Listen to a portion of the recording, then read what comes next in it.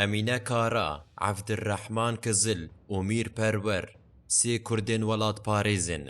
ده اینیه لناوا پاریسی لناوندا چاندا کردی یا احمد کایا رونشتینه او کارا خودکن که جبو سالوگرا دهم آکم کجیا پاریسی جوادک دینن لقت هایا وانجی تونه که او بخوشی چند گاوان جی کم کجیا که دن نیزیکن نناسکی 69 سالی قاپوتکی سور لی چانتا یک دی دست چپه ده و دی دست راست ده دمانجه یک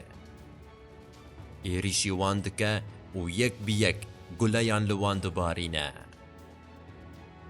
بدست خوره هر سه کس شهید بن و چند حوالین وانجی بریندار دکوین چکدار نناس تهناوی ناشکه جوی دره بری خود ده چای خانه یک کردان و پاش دکانه که بربرکی کرد لوانجی گلیان دبارینه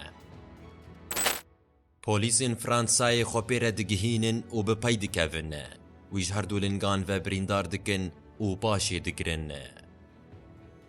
او ایریشا تروری که کمکوژیه که لپای خوهیلا تنه لدج روندا کردی بویه و او نجه گمانیه لدوی بویره ده دو خالین بالکش دیاری چاوان دبن یا یکی اوی تاوانکار بر 11 روژان زندانی درکتیه وی بری ساله که بشورکی آوید بو سر کامپکا کوچبران و 3 کس بریندار کربون لوما هات بو زندان کرن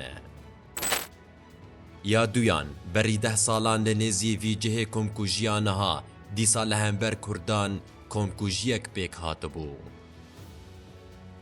دوی کمکوژیه ده 3 پیشنگین کردان ساکینه جانسز فیدان دوغان و لیلا شایلمز شهید بوبون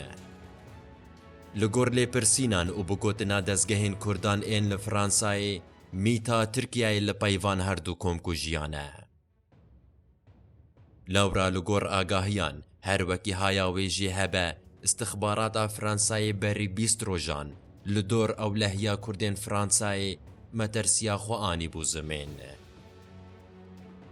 لیلگورته اف ایریشن هووانه ین لدش کردان پلانا وان لکوت دانین و کی لپای دسکنه نیری نخواه بمرا پار و بکه